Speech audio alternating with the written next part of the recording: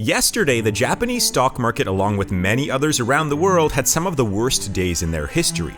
Some markets dropped by double digits, investors were scared, and it seemed like the global economy could be on the brink of collapse. And then, this happened. Just 24 hours after the Japanese stock market had its worst day since 1987, it had its best day since October of 2008. But there is something a little bit strange about having both the collapse and the bounce back happen within the span of, 24 hours. I mean, this is an almost unprecedented situation. So let's take a step back to the wild time of about 24 hours ago. The Japanese markets are crumbling, allegedly because Japan, which has not raised their interest rates in 17 years, raised interest rates twice over the course of the last 5 months or so, one of which happened just a few days ago. And investors, they don't like this, and they get scared that rates will go even higher, and they've been borrowing money from Japan for the last, 17 years. So they sell off a ton of Japanese assets, and the Japanese stock market crashes. Now, this panic and fear spreads through the global markets with mass sell-offs everywhere. And when the American stock market opens, stocks initially plunge. Some of the bigger stocks, like Nvidia, initially drop by 11% within the first few minutes of trading. However, something strange happened during this exact moment. You see, the popular trading platform Robinhood, along with tons of other trading platforms like TD Ameritrade, Fidelity Investments, Vanguard, and others, reported mass outages, errors, and halts to their trading capabilities. Essentially, what was happening that morning was many average everyday investors were at least temporarily not allowed to trade. So, as the minutes and hours went along, average people began to see their investments being wiped out and weren't allowed to trade stocks. And anyone who was invested in a company like Nvidia or Intel was able to look at potentially losing thousands or tens of thousands of dollars on their screen and were not allowed to do anything about it. However, you know who wasn't affected by this trading halt? Every hedge fund and multi-billion-dollar investment firm. You see, all of those companies were allowed to cash out or buy the dip or do whatever they wanted. But if you were an average person, you had to wait for all of the trading apps to let you trade again. Now, eventually, after most of the heavy losses came in within the first few hours, some of the trading platforms let their customers start trading again. And some cited that this was just a third-party issue or a technical bug rather than a trading halt. Some say that their system never went down despite mass reports, and others did say that they halted trading on purpose for the entire day due to market volatility. Regardless, yesterday was a little bit of a conspiracy-laden day where large corporations had the freedom to trade and sell off their stock, while the little guy had to sit there and take their losses.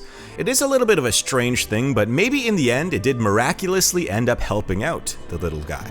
And that is because, the markets rebounded today in some countries. Like, as I mentioned earlier, Japanese markets rebounded by 10% today after taking a 12% dip yesterday. The Taiwanese market saw a 3.5% gain today after taking an 8% tumble the day before, and the Turkish markets are up 2% after taking a 7% fall.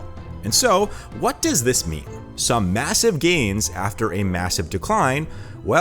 There are some historical examples just like this. Let's take you back to 2008, the glorious year when everyone lost their jobs, their homes, and their savings all at the same time. During the week of October 6th to October 10th, the Dow Jones in the United States lost 18% of its value and had 5 consecutive days of moderate losses. Investors panicked, and rightfully so. Average people were seeing their entire portfolio lose thousands or tens of thousands of dollars every single day. But on October 13th, after a very strenuous weekend, the Dow Jones saw one of its biggest gains ever for a single day.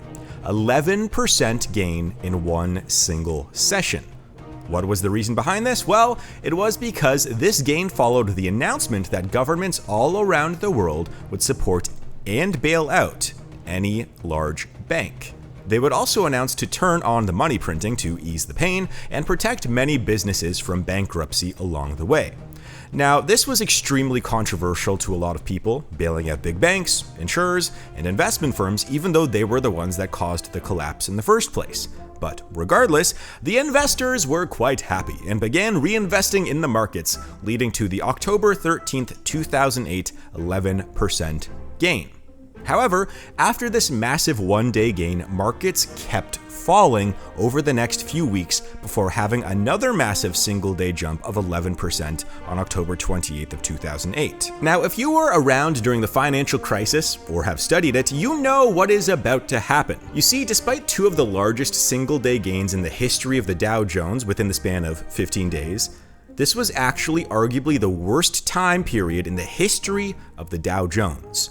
That's because markets continued to fall for months and months and months afterwards. In fact, the market would crater another 30% and bottom out on March 6th of 2009. So despite having some massive upward gain for some days, there were also so many more losing days that chipped away and wiped out all of those gains and then some. Now, that is the negative scenario that some investors are seeing here in the markets all around the world, but specifically in Japan today. You see, Japan's stock market has a history of having extremely long upwards and downwards swings that last for years or even decades. So here's an example. The Nikkei 225 between January 24th of 1986 and December 8th of 1989 had nearly a 200% gain over those 3 years and 11 months. Essentially a 50% average non-compounding gain per year. That's a wild number considering the normal amazing year that a stock market will have is about an 8 to 10% gain. However, after December of 1989, Japan's markets cratered. And do you want to take a guess when the Japanese market would surpass its high that it had in December of 1989? Well, it was February 16th of this year, just a few months ago. That's how long it took for the Japanese markets to rebound from its landslide of 1989. However, it is worth noting that the market in Japan has been steadily rising since 2012, but the point being is that Japan has a history of long-term market slides where you could lose not just weeks, months, or years of gains, but decades at a time. And that is worrying a lot of investors at the current moment, especially considering that Japan has some major economic issues like its aging population, economic stagnation, and high public debt. However, that also seems to be a problem in most of the world as well, but it's arguably the most apparent in Japan. Now, there was one other time in history where a stock market had a historic loss followed by a historic gain. However, it had a much happier ending for investors than the previous Dow Jones example. And that was actually in March of 2020. After governments around the world announced the complete lockdown of their economies, the Dow Jones tumbled by 35% over the following weeks. However, on March 24th of 2020, the Dow Jones shot up 11.4% after the government announced the largest financial intervention program in history. And that was the stimulus program and money printing. And within the span of just a few days, the stock market went from having its worst days in its history to some of its best. This was then followed by the influx of new Robinhood day traders, the growth of Wall Street bets, GameStop, and so on. And as we now know, over the next few years, the stock market rose like crazy after that, and a lot of people made a lot of money. So, those are the two examples that people are seeing right now. You have two key market examples of wild losses and gains within the span of weeks or days of each other, where one led to massive gains in 2020 and another led to massive losses in 2008. So maybe the real thing to keep an eye on here is actually volatility, because both of those times, the VIX, which is a volatility index which people consider to be the fear gauge of Wall Street, well, that was extremely high during both of those times. And well, it was also fairly high yesterday and still appears to be quite high today. Meaning that despite some markets, like the United States and China, having relatively small losses yesterday, investors are terrified that we might be seeing a repeat of the 2008 financial crisis or stock slide, or we could be seeing a repeat of March 2020. However, obviously it is worth noting that those stock market collapses occurred during financial crises, and as of this current second, we are not in a global meltdown. Now, as I mention this often, some countries like Canada and Germany are currently in a GDP per capita recession, and so are, well, many other countries, but things at this current second don't quite seem to be like an emergency compared to how they were in 2020 and 2008. But there is an argument to be made that there is very little warning for financial crises and market collapses unless you really dig deep. I mean, in 2020, markets went from being pretty good in January to collapsing by March. In 2008, the entire collapse started within the span of a few days, it seemed, and no one really knew what the problem was except for a few guys like Michael Burry, Alan Greenspan, and a few others who saw the core issues years in advance. And I know a lot of you are asking about why this video is focusing so much on global markets in Japan and sort of extrapolating it to the world and the United States. And well, here is why, and here's the core part of this video.